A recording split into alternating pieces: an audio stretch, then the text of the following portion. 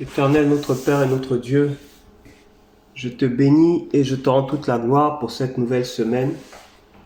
Je prie au nom de Jésus que ta grâce et ta faveur soient renouvelées dans la vie de tes enfants.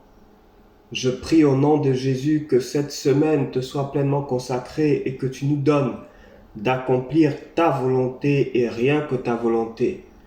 Je prie au nom de Jésus que cette semaine nous puissions chacun nous souvenir de l'alliance que nous avons avec toi, du prix, Seigneur Jésus, que tu as payé à la croix pour nos vies, afin que nous soyons à toi et afin que nous puissions marcher en nouveauté de vie par ton esprit, renouveler chaque jour par ton esprit dans nos pensées,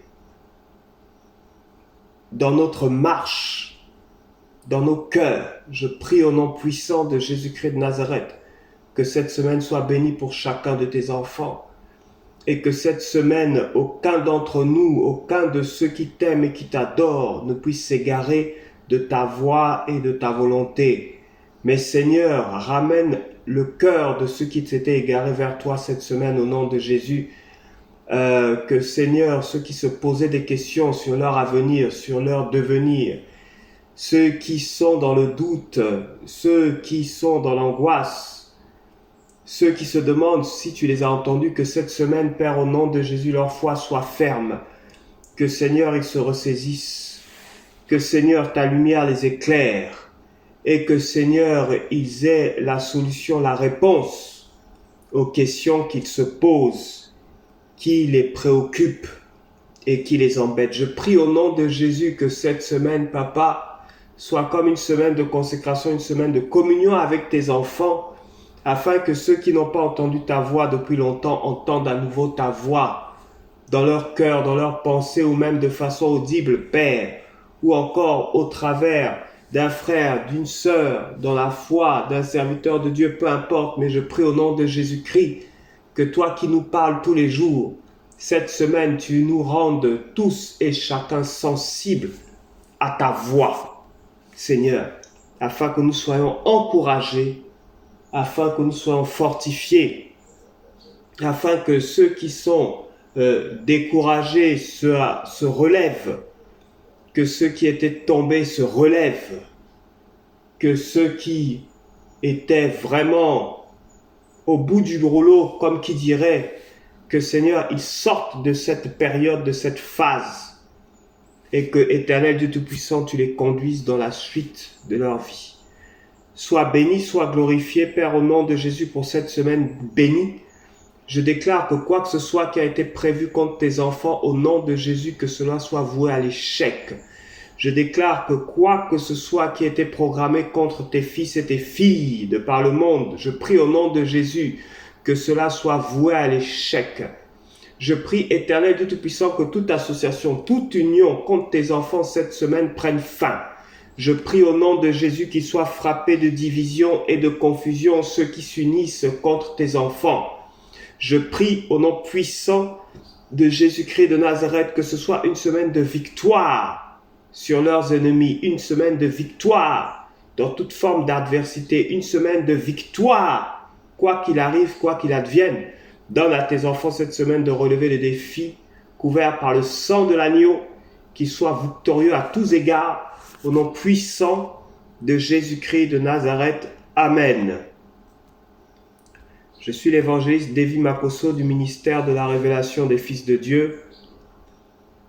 Cette semaine, la parole que nous allons ensemble partager de la part du Seigneur se trouve dans le livre de Josué, chapitre 1, au verset 5. Josué, chapitre 1, au verset 5.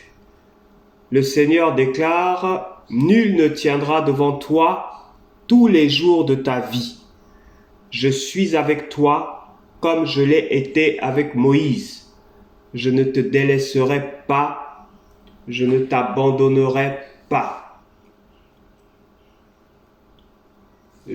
Dit le Seigneur, je ne te délaisserai pas, je ne t'abandonnerai pas.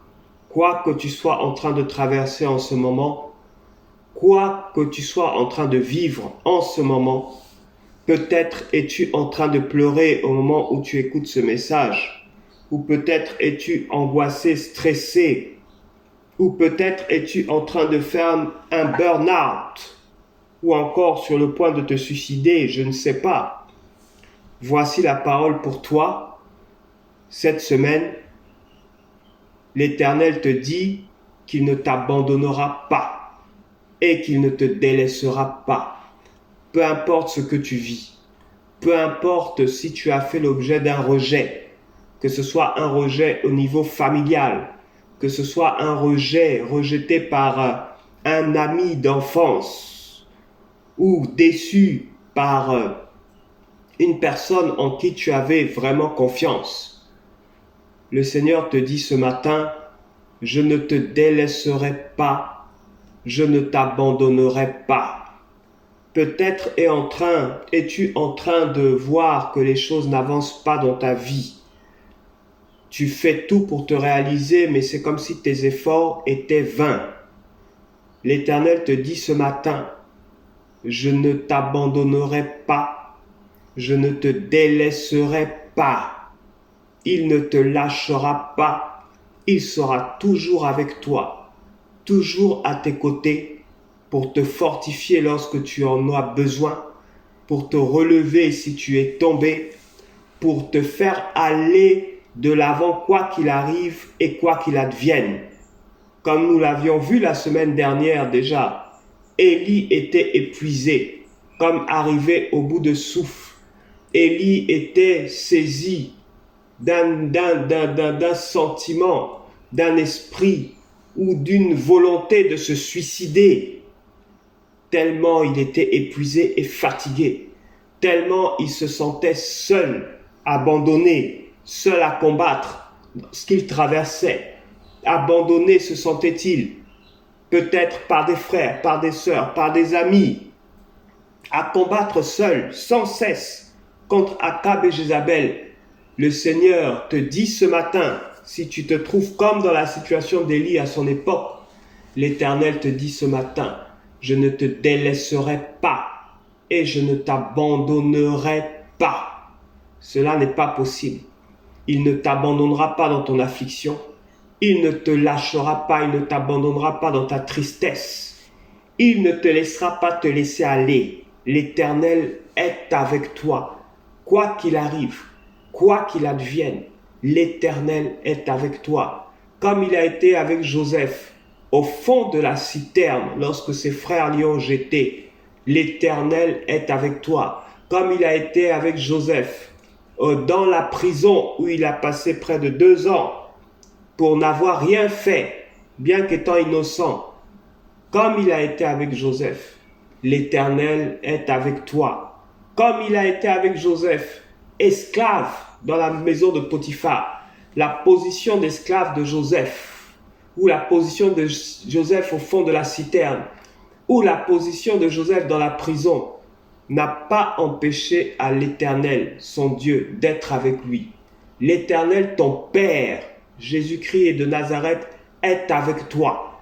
Comme il a été avec Shadrach, Meshach et Abed-Nego dans le feu, vu par Nabuchodonosor, un homme à leur côté, un 4e homme était avec ces enfants-là qui avaient été jetés dans le feu pour y être brûlés.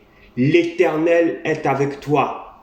Peu importe ce que tu vis, peu importe l'oppression, peu importe la pression, peu importe les difficultés, peu importe le rejet, peu importe la déception, peu importe l'angoisse, peu importe les troubles, l'Éternel, ton Dieu, ton Père, qui a donné son Fils Jésus, qui a versé son sang pour toi à la croix, ton Père, l'Éternel, ce Dieu-là est avec toi, comme il a été avec le Seigneur Jésus-Christ de Nazareth.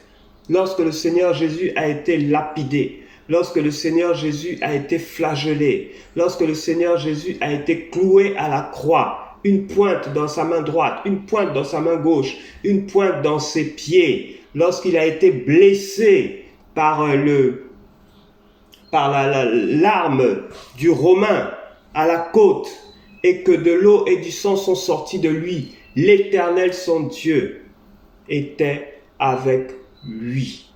Il est avec toi. Il ne t'a pas abandonné. Il ne t'a pas délaissé. Il ne t'a pas oublié.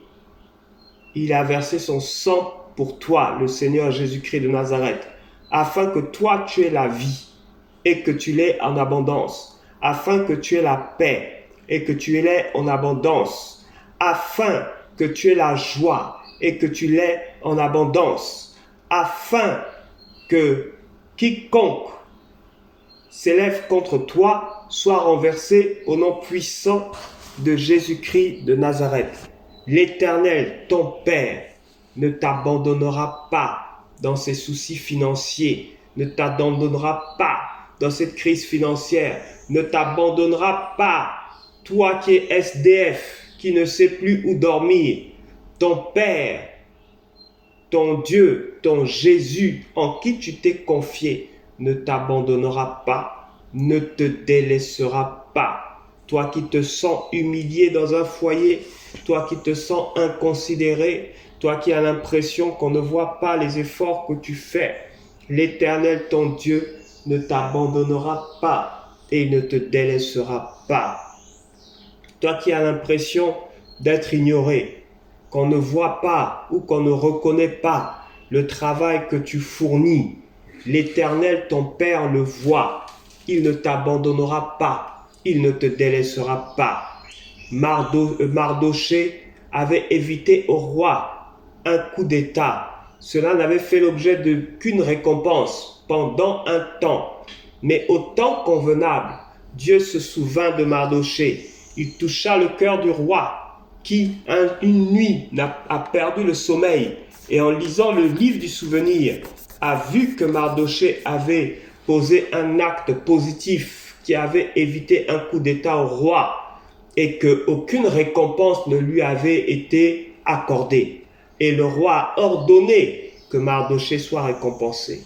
Ton temps viendra, même si tu as l'impression que tu fais le bien, que personne ne le voit et qu'en retour, tu n'as aucune récompense pour cela. Sache une chose, que ton Dieu qui est dans les cieux te récompensera et il te récompensera certainement. Il ne t'abandonnera pas, il ne te délaissera pas. Ton Dieu est vivant, il est à tes côtés, il voit ce que tu vis, il voit ce que tu souffres, il sait par quoi tu passes, il ne t'abandonnera pas, il ne te délaissera pas. Quoi qu'il arrive, quoi qu'il advienne, ton Dieu ne t'abandonnera pas. Ton Père ne te délaissera pas. Ton Jésus sera toujours avec toi. Quoi qu'il arrive, quoi qu'il advienne, il prendra soin de toi. Que Dieu te bénisse, que sa grâce repose sur ta vie et que cette semaine soit vraiment une semaine de joie, de paix et d'allégresse pour toi. Reviens à ton Père, reviens à lui et tu verras sa gloire. Au nom de Jésus-Christ de Nazareth, Amen.